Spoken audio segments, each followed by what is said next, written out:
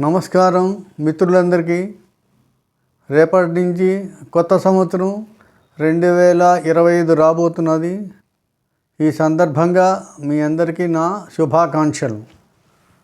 ఈ సందర్భంగా నేను రామాయణ రత్నలోని ఒక కొత్త శీర్షికతో కొన్ని చిన్న షార్ట్ టాక్స్ లాగా రామాయణ సందేశం మీ అందరికీ అందించాలి అనుకున్నాను. దానిలో భాగంగా ఈరోజు మొదటి ప్రయత్నం చేస్తున్నాను. మొత్తం శ్రీరామాయణం మీరు పరిశీలిస్తే అందులో రెండు ముఖ్యమైనటువంటి విషయాలు ఉన్నాయి. ఒకటి రాముడు మృదుపూర్వకంగా మాట్లాడడం, రెండోది ఆయన గుణవంతుడని వాల్మీకి పేర్కొనడం. రామచంద్రుల వారికి 16 సద్గుణాలు ఉన్నాయని వాల్మీకి చెప్పాడు. ఆ 16 గుణాల్లో ఈ రెండు తలమానికమైనవి. ఇంకా మిగతావి కూడా ఉన్నాడు. ఈ 16 కళలు ఆయనలో ఉన్నాడు కాబట్టి రాముణ్ణి రామచంద్రుడు అన్నారు.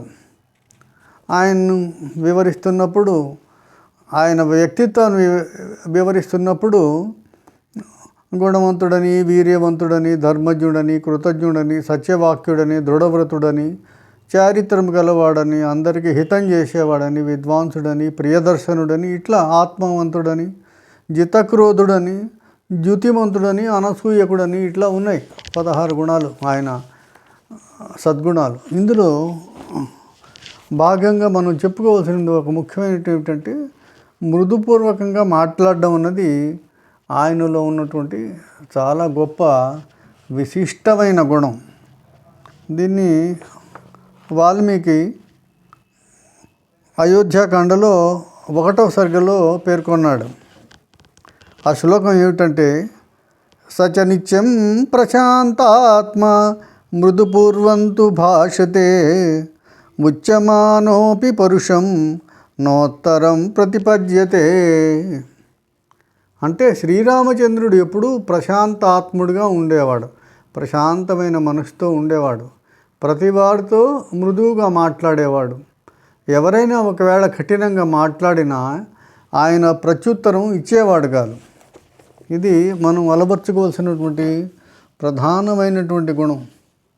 ఈనాడు సమాజం అనేక రకాలైనటువంటి క్లేశములతో, సంక్షోభాలతో నిండి ఉన్నది. కాబట్టి ఒకళ్ళు విమర్శించుకోవడం, లేకపోతే మాట అనుకోవడం, ఆ సందర్భంగా అనరాని మాట అనడం, లేకపోతే కఠినమైన మాటలు మాట్లాడడం, దానికి రెండో వాళ్ళు నొచ్చుకోవడం, దానివల్ల సంబంధాలు దెబ్బతినడం, మనకు కూడా మన క్లేశం కలగడం, ఇలాంటి సమస్యలు వస్తున్నాయి. కాబట్టి మనం సాధన చేసి ఈ గొప్ప గుణాన్ని మనం అలవర్చుకోవాల్సిన అవసరం ఉంది. అది శ్రీరామాయణం మనకు చెప్తున్నటువంటి విషయం. ఇదే విషయాన్ని పుట్టపర్తి సాయిబాబా గారు కూడా ఒక సందేశంలో 1958లోనే ఒక ఉపన్యాసంలో చెప్పారు. ఆయన ఏం చెప్పారంటే, మౌనంగా ఉండడం అనేది ఎవరో గొప్ప ఆత్మజ్ఞానులు వాళ్ళ భాషే మౌనం. కాబట్టి మనం కూడా అలా ప్రయత్నం చేసి మాట్లాడేటప్పుడు మితంగా మాట్లాడాలి. రాముడు కూడా మితంగా మాట్లాడేవాడు, స్మితవదనంతో మాట్లాడేవాడు, పూర్వభాష అన్నాడు, ముందుగా తనే మాట్లాడేవాడు, భేషజాలు పెట్టుకోకుండా. ఇలా చేస్తే మనకు ఎంతో ప్రయోజనం ఉంటుందని బాబా గారు కూడా చెప్పారు. దీనివల్ల ఏమవుతుందంటే ప్రేమ బాగా పెరుగుతుంది. మనలో ఉన్నటువంటి అపోహలు, మిస్అండర్స్టాండింగ్స్, ఘర్షణలన్నీ పోతాయి. ఇవన్నీ ఎందువల్ల వస్తాయి? మనం కేర్లెస్గా, అజాగ్రత్తగా ఉండే మాటల వల్ల వస్తాయి. ఈ నాలుక అనేది మహా డేంజరస్ అవయవం అన్నమాట. ఇది 4 పొరపాట్లు చేస్తుంటుంది. ఒకటేంటంటే అబద్ధాలు చెప్పడం, ఇంకోటి ఏంటంటే ఇంకోళ్ళ గురించి చెడుగా చెప్పడం, స్కాండలైజింగ్ చేయడం, ఇతరులు తప్పులు ఎంచడం, లేకపోతే వాచాలత్వం అంటే అతిగా మాట్లాడడం. కాబట్టి మనకు శాంతి కావాలన్నా, మన చుట్టుపక్కల వాళ్ళకి శాంతి కావాలన్నా కూడా మనం ఈ 4 గుణాలు ఇవన్నీ చెడ్డ గుణాలు, వీటిని మనం అవాయిడ్ చేయాలని బాబాగారు చెప్పారు. దీనివల్ల ఏమవుతుందంటే మన మధ్య ఉన్నటువంటి సంబంధాలు బాగా బలపడతాయి. దానికోసం మనం తక్కువ మాట్లాడాలి, తీయగా మాట్లాడాలి, మధురంగా మాట్లాడాలి. ఇదే తైత్తిరీయ ఉపనిషత్తు కూడా చెప్పింది, జిహ్వామే మధుమత్తమ అని. అంటే నాలుక చివర ఎప్పుడు తీయగా ఉండాలి, మధురంగా ఉండాలి. అంత మాత్రాన తేనె పూసిన కత్తిలాగా ఉండమని కాదు, లోపల ఒకటి పెట్టుకొని బయట తీయగా మాట్లాడే వాళ్ళు ఉంటారు. ఇక్కడ అది కాదు, లోపల బయట కూడా ఒకే విధంగా మధురంగా ఉండాలి మన వ్యవహారం.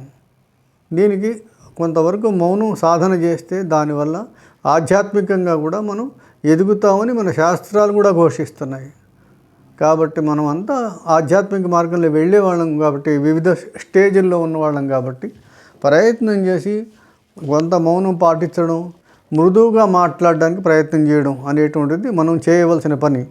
దీన్ని మీరు ఈ కొత్త సంవత్సరంలో ఒక తపస్సులాగా పెట్టుకుంటారని, ప్రయత్నం చేస్తారని ఆశిస్తున్నాను. నమస్కారం.